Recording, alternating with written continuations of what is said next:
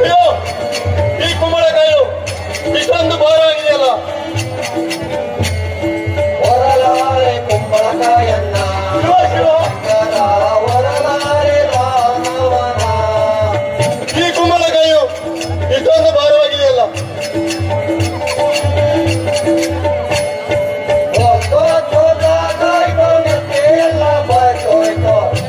ಪರಮಾತ್ಮ, ಯಾರಾದ್ರೂ ತೆಗೆದುಕೊಂಡು ಹೋಗಿ ಈ ಕುಂಬಳಕಾಯಿ.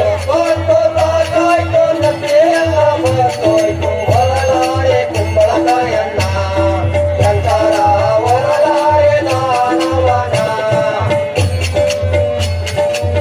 ಪರಮಾತ್ಮ, ಯಾರೇ ತೆಗೆದುಕೊಂಡು ಹೋಗಿ ಈ ಕುಂಬಳಕಾಯಿಯನ್ನು.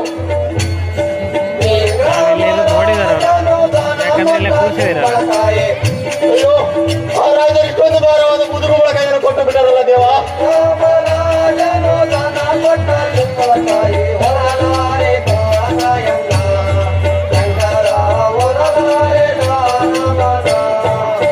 ಯಾರಾದ್ರೂ ತೆಗೆದುಕೊಳ್ಳಿ ಸ್ವಾಮಿ ಈ ಮುದು ಕುಂಬಳಕಾಯಿ.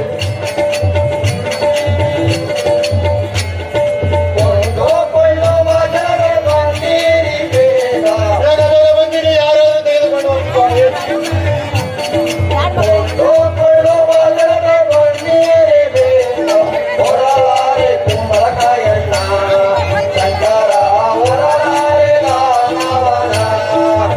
ಯಾರಾದ್ರೂ ತೆಗೆದುಕೊಂಡು ಹೋಗಿ ಸ್ವಾಮಿ ಈ ಮುದು ಕುಂಬಳಕಾಯಿಯನ್ನು. ಹೊರಲಾರೆ ದೇವ, ಹೊರಲಾರೆ. ಕುಂಬಳಕಾಯನ್ನ ಶಂಕರ ವರಲಾರೆ ದಾನವನ. ಹೊರಲಾರೆ, ಭಾರವಾಗಿದೆ ದೇವ, ಭಾರವಾಗಿದೆ.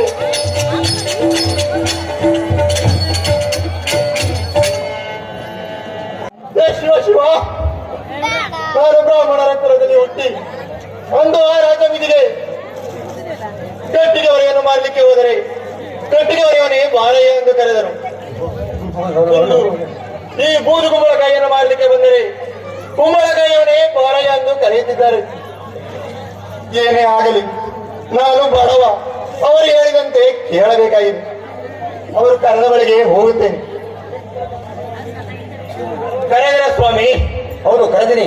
ಕಾಯಕ್ಕೆ ಕೊಡುತ್ತೇನಪ್ಪ ಈ ಕುಂಬಳಕಾಯನ್ನು. ಹೌದು ಸ್ವಾಮಿ, ಈ ಕುಂಬಳಕಾಯಿಯನ್ನು ಕಾಯಕ್ಕೆ ಕೊಡುತ್ತೇನೆ. ಇದರ ಬೆಲೆ ಎಷ್ಟಾಗುತ್ತದೆ?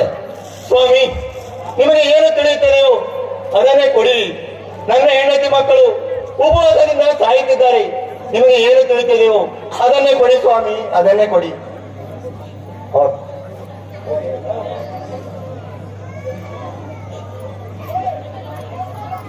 ಏ ಶಿವ ಶಿವ, ಇದರಲ್ಲಿ ಬಂದಿರುವ ಅಕ್ಕಿನುಚ್ಚಿನಿಂದ ನನ್ನ ಹೆಂಡತಿ ಮಕ್ಕಳಿಗೆ ಗಂಜಿಯನ್ನಾದರೂ ತೆಗೆದುಕೊಂಡು ಹೋಗಿ ಕುಡಿಸುತ್ತೇನೆ.